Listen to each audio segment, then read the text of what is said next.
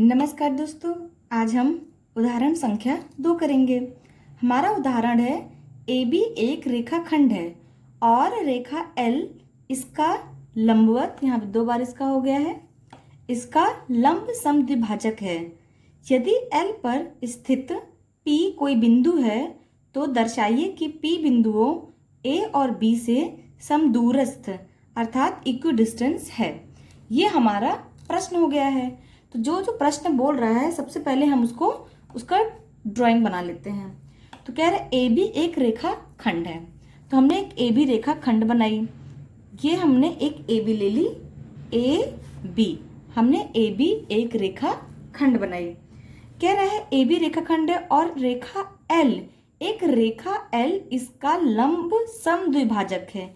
एक रेखा एल है, ये हमने रेखा एल, ये रेखा एल इस तरह से है कि इसका लंब अर्थात 90 डिग्री और समद्विभाजक यानी कि ये इस रेखाखंड को 2 बराबर हिस्सों में बांट रहा है। तो ये दोनों हमारे बराबर हो गए और ये हमारा 90 डिग्री है, ये 90 डिग्री है, ये भी 90 डिग्री है।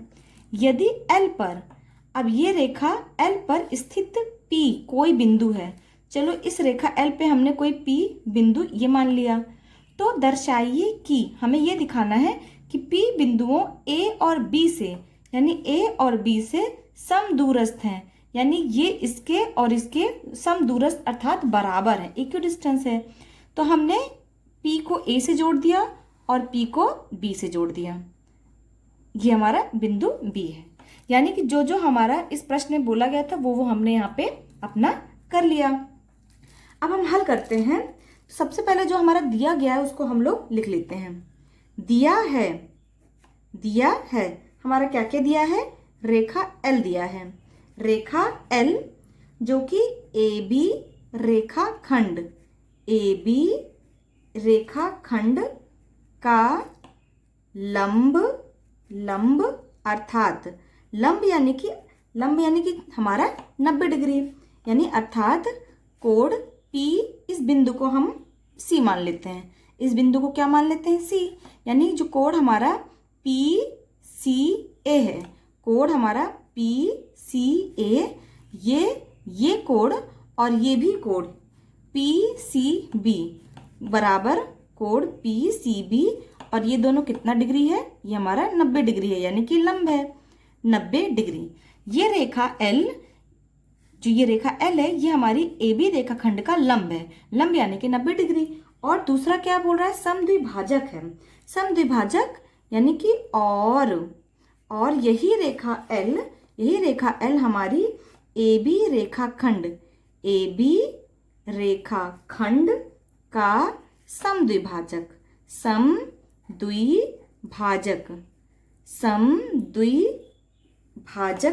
है। समद्विभाजक यानी ये रेखा L इस AB का समद्विभाजक है। सम यानी बराबर, द्वि यानी 2, भाजक यानी बांटता, यानी 2 बराबर हिस्सों में बांटना है। यानी कि अर्थात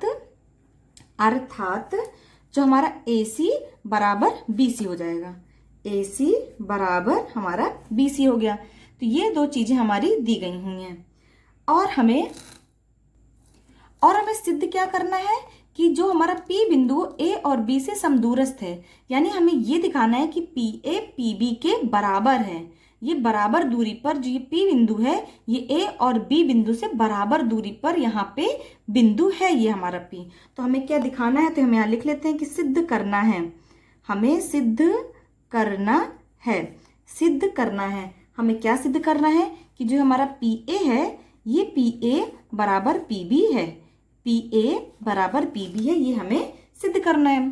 तो इसको हम एक बार रफली समझ लेते हैं। जैसे कि यहाँ पे PA बराबर हमें PB हमें दिखाना है।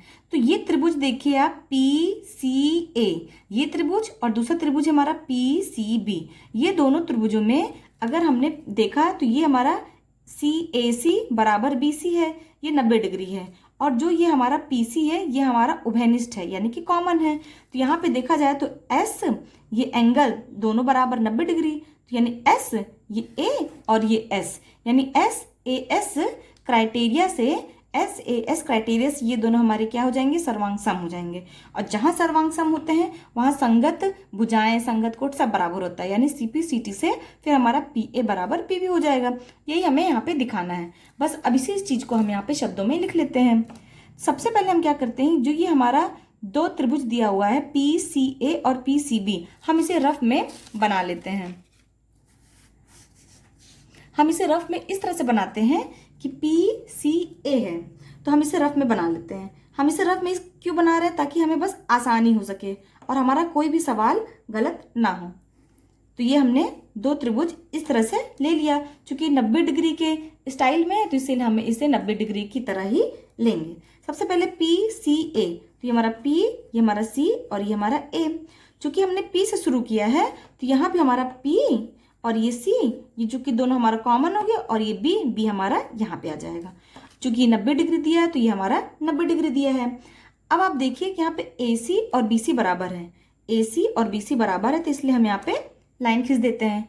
और जो हमारा PC है ये दोनों हमारा क्या है, उभयनिष्ठ है। उभयनिष्ठ है यानी कि ये दोनों भी फिर बराबर होंगे। जितनी लंबाई इसकी होगी उतनी लंबाई ये भी है, यानी ये दोनों भी हमारे बराबर हो गए हैं। अब इसी चीज को, यानी कि यहाँ पे ये S और ये A और ये S क्राइटेरिया से दोनों क्या हो जाएंगे, हमारे सर्वांग सम हो जाएंगे। हम इसी को यहाँ पे लिख लेते हैं। अब हम त्रिभुज PCA और PCB में देखते हैं। त्रिभुज PCA, त्रिभुज PCA और त्रिभुज PCB में, इन दोनों त्रिभुजों में जो हमने यहाँ रफ में बना लिया है, इसको देखते हैं तो ये आसानी से हमारा होगा।